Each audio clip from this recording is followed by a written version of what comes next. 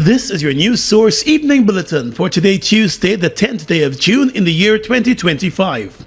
I'm Gordon Mosley reporting, and here is what we're tracking tonight. The 60th regular meeting of the CARICOM Council for Trade and Economic Development opened this morning, with the Foreign and Foreign Trade Minister for Barbados, Carrie Simmons, stating that regional businesses are battling the effects of the imposition of new and unexpected tariffs on countries within CARICOM. He said 2 years ago the regional bloc could have never imagined the turmoil that the global trading system and the global economy are facing today. Our business community is reeling from cancelled export orders, the impositions of new and unexpected tariffs, and unprecedented uncertainties. Back in April, the U.S. announced sweeping global tariffs on countries, including those within Latin America and the Caribbean region. The executive order imposed a blanket 10% tariff on most Caribbean countries, while in the case of Guyana, the tariff was initially set to 38%. The question of whether our exports can enter markets with the least possible barriers and whether imports reach us in a timely, safe, and affordable manner all impact the performance of our economies and determines whether we thrive or struggle as a community. These considerations must be uppermost on our minds today and into tomorrow, as we take critical decisions in our region's interests. CARICOM Secretary General Dr. Carla Barnett said the 60th meeting of COTED is taking place at a time when the region is facing many trade-related challenges in a geopolitical environment that is rapidly changing. She said COTED and CARICOM, by extension, must redouble their efforts to expand the reach. The recent tariff shocks are a stark reminder of the need for us to diversify our trade and economic relations. We must redouble our efforts to deepen existing and explore new markets and develop new partnerships if the region is to advance its goal of economic growth and sustainable development. Dr. Barnett said as such trade relations with the United States, bilateral negotiations with Colombia, and the outstanding certification of the Belize-El Salvador Partial Scope Agreement must be given focused attention. Equally, she said the region must continue to promote regional production and expand interregional trade by updating policies and practices to support entrepreneurship and make trade and business development easier. Dr. Barnett said it is imperative to address the impediments to trade and remove long-standing issues of non-compliance. She also underscored the importance of partnerships. Time is short and resources are too scarce for us to continue to work in silos when collaboration and joint effort can save resources, both human and financial, and deliver better results. The Secretariat continues to seek to work collaboratively with our stakeholders, and we will see this when the Secretariat team reports on work alongside partners like the CDB and the CPSO on critical research and analysis on trade challenges. The two-day Trade and Economic Development meeting will see the regional ministers and leaders addressing a number of trade-related matters, including the proposed implementation of the revised Common External Tariff. A progress report from the sectoral working group reviewing CARICOM rules of origin and reports from the monitoring mechanism on sugar, cement, and rice are expected to be tabled before the Council. The CARICOM ministers will also address compliance with the revised Treaty of Chaguaramas and decisions of COTED as CARICOM works to enhance the operations of the CARICOM single market and economy. All the key discussions will center around the draft industrial policy and strategy for 2025 to 2030 and issues related to the free movement of community nationals. Additionally, the Council will review several external trade matters, including development at the World Trade Organization and the implications of America First trade policy for CARICOM trade and economic prospects. They will also look at the negotiations to expand preferential market access under the Agreement on Trade, Economic and Technical Cooperation between CARICOM and Colombia. More news coming up in just a moment. Father's Day, we got you. Get the chance to win weekly prizes plus a grand 500,000 voucher to purchase all that you want. All you need to do is activate a 30-day prepaid plan, sign up for any postpaid plan, upgrade your fiber bill, or sign up for fiber if you're a new customer. Check the caption for more details or visit our website onecom.gy for all the information.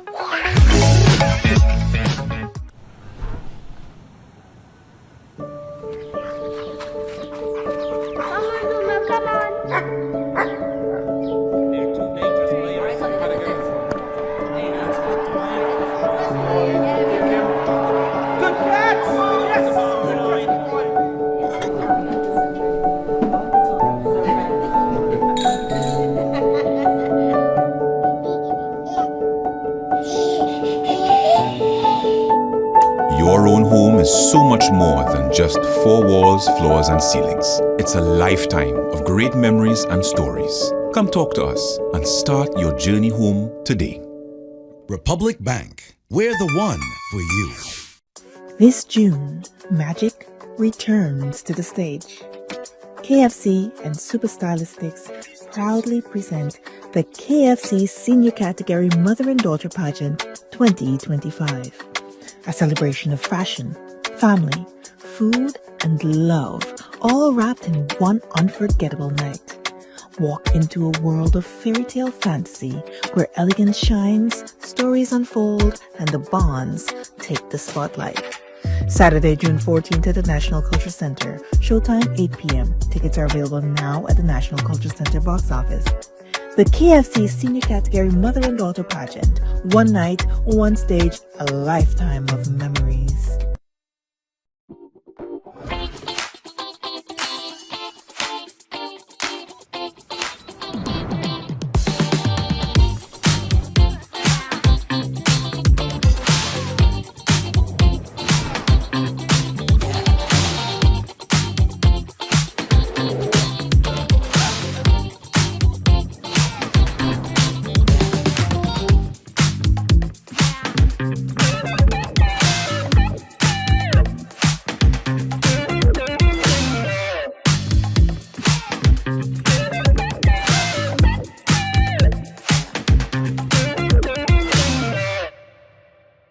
Prostate cancer is one of the most common cancers in men. It starts in the prostate, a small gland that plays a vital role in male reproductive health. Early stages often show no symptoms, but advanced cases can lead to difficulty urinating, blood in urine, or pain in the hips and back.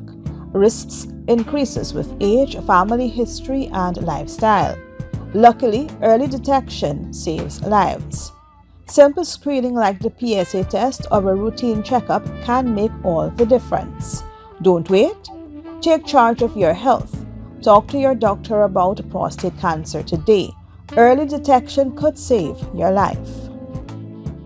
The Father's Day Cultural Extravaganza is here again. Yes, it's Dedication to Daddy 6 under the theme Stand Tall, Daddy, featuring Romo Edmondson, Letitia De Silva, Keisha Sam, Neelan Benjamin, Sonia Yard, Barbara Lee, Simone Dowding, Colin Ambrose, Frederick Minty, Antoine Gonzalez, Creative Arts Dance Troupe, and others on Sunday, the 15th of June from 8 p.m. at the National Cultural Center. Tickets $2,500. Treat Dad to an unforgettable evening of wine, song, dance, and drama with an opportunity to win a fabulous door prize. Directed by Sharon Cadogan Taylor. Dedication to Daddy 6. Stand tall, Daddy. Chasing a ride that takes you higher? Elevate your drive with the all-new Honda Elevate. Now at Merrick's. The Honda Elevate has a bold style, cutting-edge technology, sleek and modern interior, and intuitive controls that makes every journey feel elevated and comfortable. So, why wait? Drive a Honda Elevate today. It's brand new, 0 miles, 0 worries. Visit Merrick's, the home of Honda in Guyana, or call 226-1482 to learn more. Representatives from more than 34 Trinidadian companies have arrived in Guyana to explore business opportunities as part of a joint trade mission between the Trinidad and Tobago Manufacturers Association and the Suriname-Guyana Chamber of Commerce. The mission is expected to foster tangible trade opportunities among the three countries, Guyana, Suriname, and Trinidad and Tobago.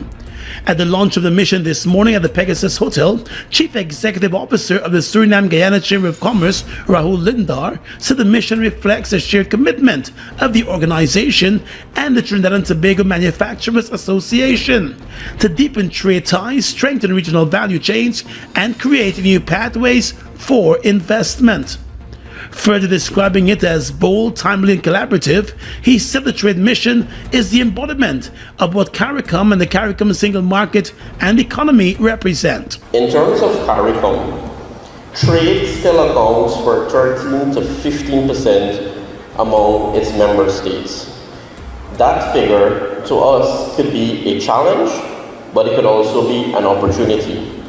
When Guyana, the fastest growing economy in the world, in recent years, Suriname, a nation rich in minerals, agriculture, and ambition, opened its doors to the Caribbean partners such as the TTMA, we can both shift that needle together. The official also said through partnerships, Guyana, Suriname, and Trinidad and Tobago can help to increase trade among other CARICOM nations. The president of the Trinidad and Tobago Manufacturers Association, Dale Parsons, said the mission provides an opportunity for Guyana and Trinidad and Tobago to strengthen their trade relations by capitalizing on existing opportunities. As president of TTMA, I hope that the two countries can make the utmost efforts to unleash the full potentials in our cooperation and move the level and scale of trading to a new high. I hope we can make concerted efforts to have fruitful conversations that will bring in the long run morph into partnerships. He noted that with Guyana having the fastest growing economy in the world, the opportunities are bountiful, adding that there are huge gaps that need to be filled. Parsons said already Guyana exports over $1.9 billion worth of products to Trinidad and Tobago, while Trinidad and Tobago exports just under $1 billion to Guyana. Adding his voice to the discourse, TTMA Director Navin Dokaran said there is value to doing business with the Twin Island Republic. We have a lot to offer in Trinidad, and Guyana and Suriname businesses, have many choices in the world where they want to, get different, where they want to anchor some of their supply chains. But there's certain value propositions of Trinidad and Tobago proximity, CARICOM, protection, as well as the people and the culture that Trinidad could really bring to both Suriname and Guyanese companies. And at the same time, Suriname and Guyanese companies could bring a lot of value to Trinidad and Tobago. The chairman of the Suriname-Guyana Chamber of Commerce, Vishnu Durga, said while there is still a movement towards nationalism, there is value in numbers and being a part of a larger ecosystem. The mission is also exploring investment opportunities in a number of sectors, including oil and gas, health and technology, and manufacturing. The Guyana leg will culminate on the 11th of June, and the mission will continue on to Suriname for a period of 2 days.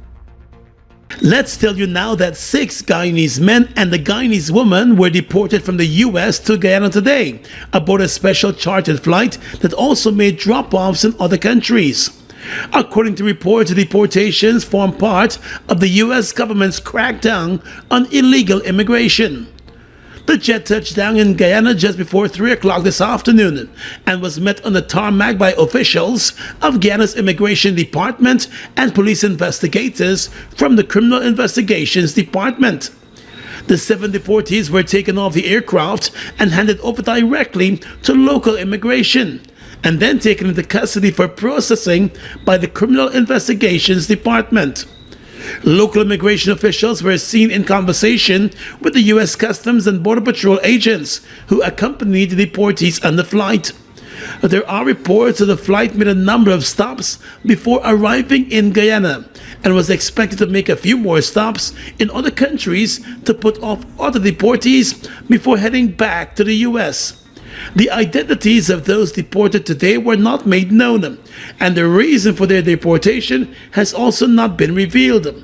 While local immigration and the police will keep a record of those deportees, that information is not publicized.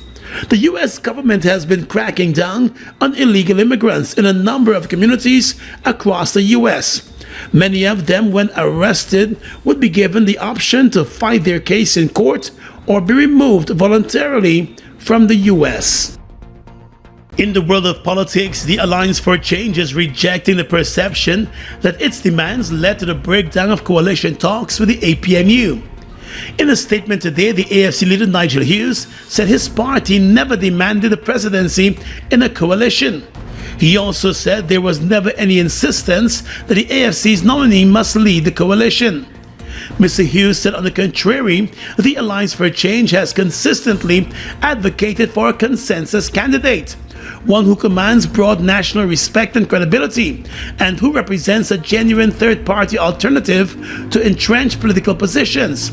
He did not say why the AFC prefers a consensus candidate over the PNC's presidential candidate. However, he said the AFC proposed multiple independent and qualified Guyanese as potential consensus candidates, including former Minister of Foreign Affairs and Vice President Carl Greenidge, who is a member of the PNC. He said none of the proposals was accepted by the APNU, and also said it is a matter of public record that there was only one party that insisted on a specific candidate without compromise, which he said hindered meaningful progress towards unity. Mr. Hughes also stated that it is inaccurate for persons to claim that the Alliance for Change has placed personal ambition over national interest, adding that his party and its calls have always been consistent for principled, policy-based collaboration. He said while the party recognizes that, like all political movements, it must continuously work to broaden its support, it is disingenuous to suggest that electoral viability hinges solely on historic polling. The AFC, he said, brings policy depth, principled leadership, and a track record of governance reform, all of which he noted are essential to any coalition seeking to deliver results for the people. Mr. Hughes said the AFC remains open to continued dialogue and believes that in a coalition that is based on mutual respect and shared values. There have also been reports that when the talks started, the AFC demanded a 55% stake in the allocation of seats and positions after the elections. News source understands that the APNU countered the AFC's position with a 70-30 distribution ratio, with the AFC being given a smaller allocation. Just last week, the PNC Reform leader Aubrey Norton said the APNU remains open to further discussions on a possible coalition ahead of the September elections. Look, we have engaged the AFC. We have left the door open. We do believe in coalition. We have made all our offers, and we will see how it goes. The two sides were in talks for several months, but those talks ended with no agreement in place.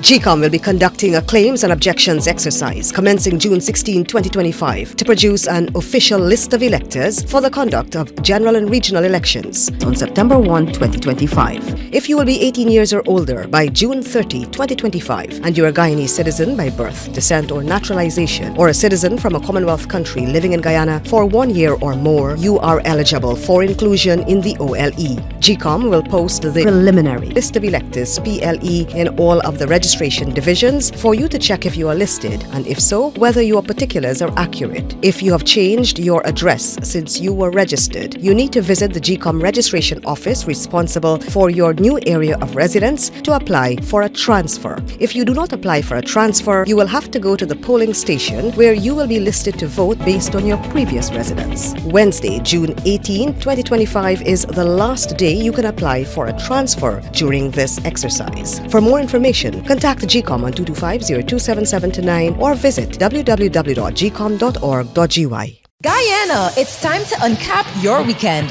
Uncapped Marketplace is back Saturday, June 21st and Sunday, June 22nd at the National Stadium. Come shop the best in local sauces, spices, skincare, snacks, craft, and so much more. Meet your favorite agro-processors, discover new products, and walk away with unbeatable deals. Don't miss the excitement, the giveaways, and the reason we say proudly made in Guyana. That's Uncapped Marketplace, June 21st and 22nd. Support local, shop smart, and experience Uncapped.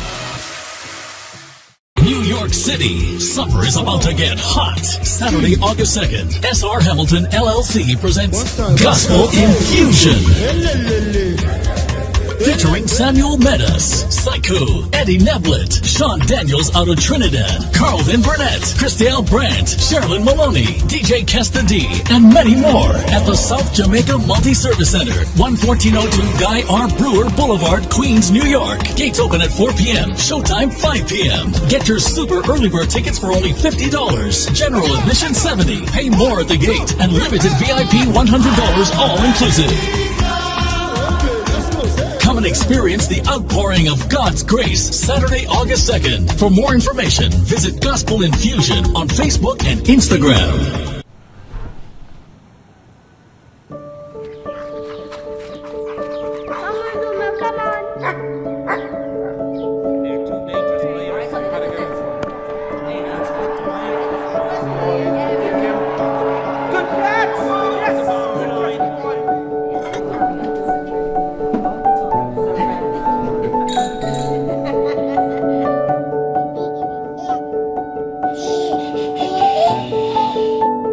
Your own home is so much more than just four walls, floors, and ceilings. It's a lifetime of great memories and stories. Come talk to us and start your journey home today. Republic Bank, we're the one for you.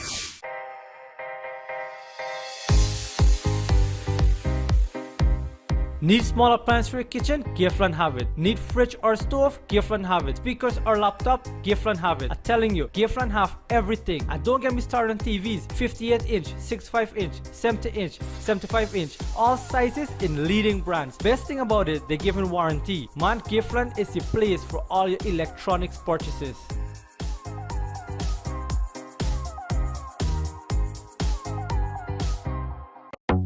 Washi. Hi people, washing made so easy since I found Washi. Washing me use wash me clothes and I can say Washi soap powder wash clothes so nice. Washi soap powder leave your clothes color bright. Washi soap powder leave me clothes smelling nice, of course. So give thanks to Washi soap powder for doing my laundry right. Keep my clothes color bright, have me clothes smelling nice for sure. I could not ask for more. Comes in lemon and original. It is a washing machine in a pack. Washi soap powder wash clothes so nice. Washi soap powder leave your clothes color bright. Washi soap powder have my clothes smelling nice, of course. Distributors located in the Stabrook Market. Minister of Tourism, Industry and Commerce Anish Waldron today hailed the government's Guyana Online Academy of Learning Scholarship Program as transformative, saying that thousands of Guyanese are now better equipped to contribute to the country's development. Speaking during today's graduation ceremony for the second batch of students who graduated from various disciplines, the minister said the scholarship program represents a clear vision of the administration. As of today, over 39,000 scholarships have been awarded through the GOAL initiative, covering everything from vocational training to master's degrees. That is nearly double what we committed to. This government has invested over $12.5 billion into this program, and we are seeing the results. This is not just a policy, it is a commitment to the people of Guyana. Minister Waldron also said with the changing nature of the country's development, it is also important for systems to be put in place to boost the human capacity so that they can actively participate in the country's economy. Over the last 2 days, we have witnessed a powerful reality of what good governance and bold policy can achieve. Over 6,000 Guyanese are graduating from internationally recognized university through this program with certificates, diplomas, associate degrees, bachelor's, postgraduates, and masters. That was unthinkable for many just a decade ago. And she urged the graduates to put the knowledge gained into practice, telling them that it is a launchpad for greater things. These certificates represent hours of studying, balancing work and family life, and staying the course even when it became difficult. And more importantly, they are keys.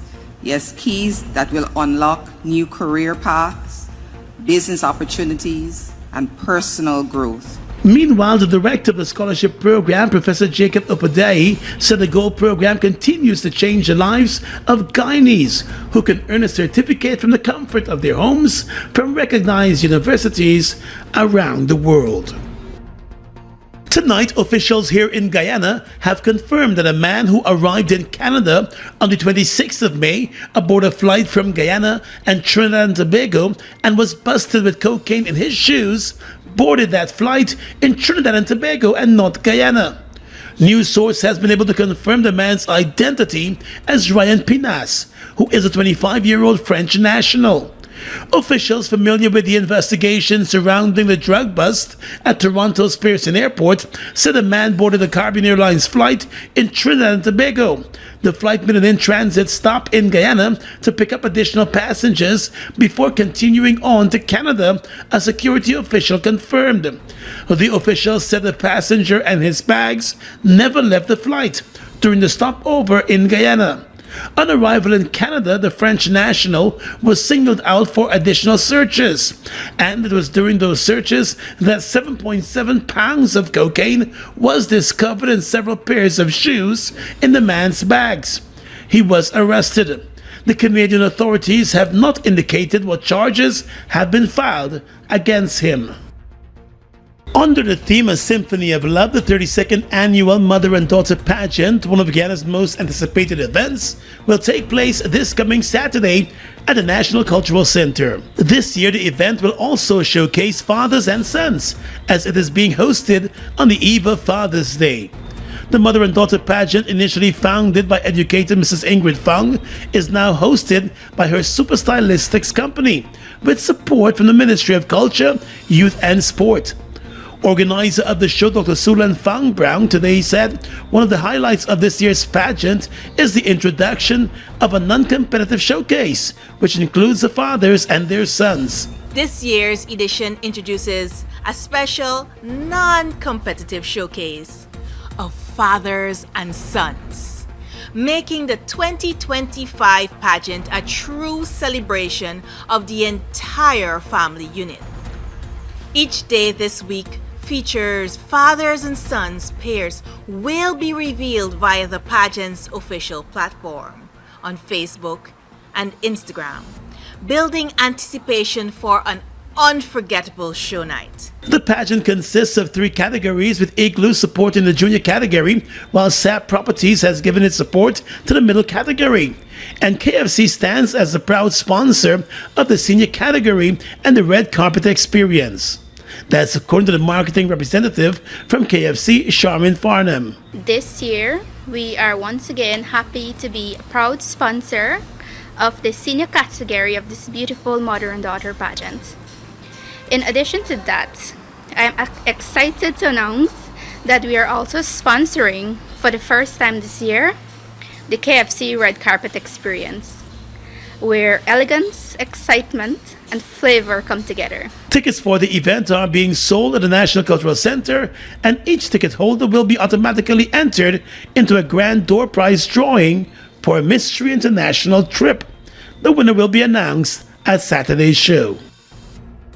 Gecom will be conducting a claims and objections exercise commencing June 16, 2025 to produce an official list of electors for the conduct of general and regional elections on September 1, 2025. Gecom will post the preliminary list of electors in all registration divisions for you to check if you are listed and if your particulars are accurate. If you will be 18 years or older by June 30, 2025 and you are a Guyanese citizen by birth, descent or naturalization, or a citizen from a Commonwealth country living in Guyana for 1 year or more, you are eligible for inclusion in the OLE. If you are eligible for inclusion, you are required to apply for registration if your name is not on the PLE. Apply for a transfer if you have changed your address since you were registered. Apply for a name change if you have changed your name. Apply for a correction if your particulars are incorrect. Any person applying for a change or correction must provide the relevant original source document, birth certificate and deed poll for a name change by deed poll, marriage certificate and ID card for a name change by marriage, divorce absolute in the case of a woman who is desirous of reverting to her maiden name from her married name, birth certificate, adoption certificate, naturalization certificate for correction of minor clerical errors. Visit the Gecom registration office responsible for your area of residence to conduct any of these transactions. The claims aspect of this exercise will end on Wednesday, June 18, 2025. For more information, contact the Gecom on 225-0277-9 or visit www.gecom.org.gy. The moment is coming. He has the ball. Will he make the shot? And he made it! Goal! This is the biggest win we've seen in ages. Feel the rush with every bet and win big. Play online at www.ibetgamesui.com. With iBet Supreme, every game is your game. iBet to win with iBet Supreme. Must be 18 years and older to bet. Buster presenting the new 500 milliliter. Wow. Buster flavorful. Make every meal better. Grab a Buster for drink, Buster move. Taste this. 500 ml, that's it. Buster for days, that's cool. Buster 500 milliliter is a brand new choice of my drink with my food. Vibing every munch, that's smooth. Introducing the new Buster 500 milliliter. Grab a bottle with your lunch today. Guyana's economy is rapidly transforming, and we're all part of it. Guyoil is at the forefront of this development by providing reliable and efficient energy and supporting community development from the very core. 100% of Guyoil's profit goes back to building schools, roads, and other important infrastructure that connects our cities and towns, providing fuel to domestic, marine, industrial, and aerial transportation. Guyoil has now repositioned itself as a market leader in the petroleum industry, building a better future for all of us. Gecom will be conducting a claims and objections exercise commencing June 16, 2025 to produce an official list of electors for the conduct of general and regional elections on September 1, 2025. If you will be 18 years or older by June 30, 2025 and you are a Guyanese citizen by birth, descent or naturalization, or a citizen from a Commonwealth country living in Guyana for 1 year or more, you are eligible for inclusion in the OLE. Gecom will post the preliminary list of electors in all registration divisions for you to check if you are listed and if your particulars are accurate. You can object to anyone you believe does not qualify for inclusion in the OLE. To do so, you must be listed on the same divisional list as the person you are objecting to. You must visit the Gecom registration office responsible for your area of residence to make an objection. The objections aspect of this exercise will end on Friday, June 20, 2025. For more information, contact the Gecom on 225-0277-9 or visit www.gecom.org.gy.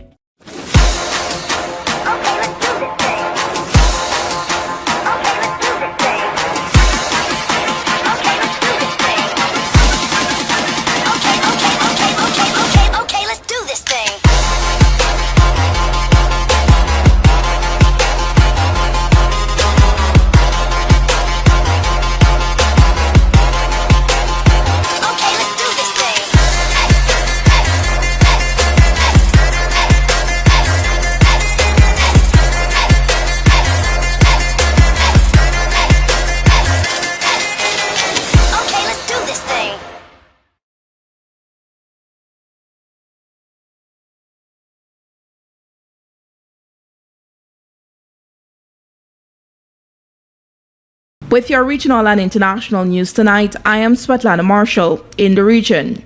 Don't shoot the messenger, probe the claims.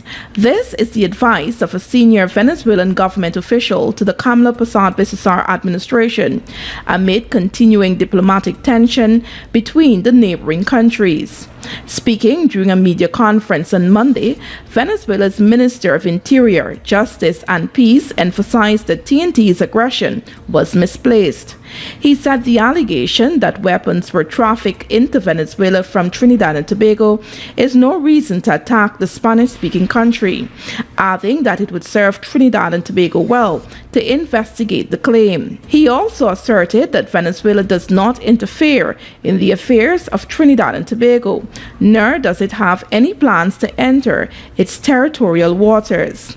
His comments come after Prime Minister Kamla Persad-Bissessar last week warned that Trinidad and Tobago was off limits to Venezuela and that any incursion into TNT territory would be met with deadly force. The Venezuelan authorities had reported that a Trini was among a group of individuals who were held trying to enter Venezuela from TNT waters with the intention to destabilize that country.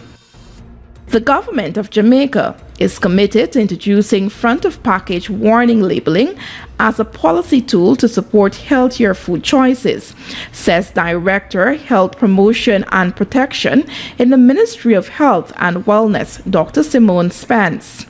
However, Dr. Spence said no final decision has yet been made regarding the specific format that will be adopted.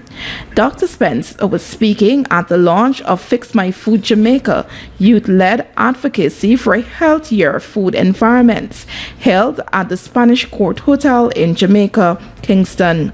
Jamaica is the first country in Latin America to launch Fix My Food, FMF, a United Nations Children's Fund UNICEF-led global youth movement. FMF Jamaica, supported by Bite Back 2030, the Jamaica Youth Advocacy Network, and Fui Children Foundation, is advocating for the introduction of front-of-package warning labels and other policies to support healthier food environments. And finally tonight, international news. Hundreds of U.S. Marines arrived in the Los Angeles area on Tuesday on their orders from President Donald Trump, who has also activated 4,000 National Guard troops to quell protests in the city, despite objections from California Governor Gavin Newsom that the deployments are politically motivated. Reuters in a report said the city has seen days of public protests since the Trump administration launched a series of immigration raids on Friday. State officials said Trump's response was an overreaction to mostly peaceful demonstrations. About 700 Marines were in a staging area awaiting deployment to specific locations, a U.S. official said. The Marines do not have arrest authority and will protect federal property and personnel, according to military officials.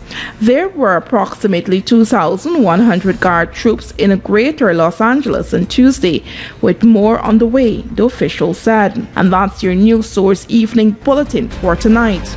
I'm Svetlana Marshall, wishing you a pleasant evening.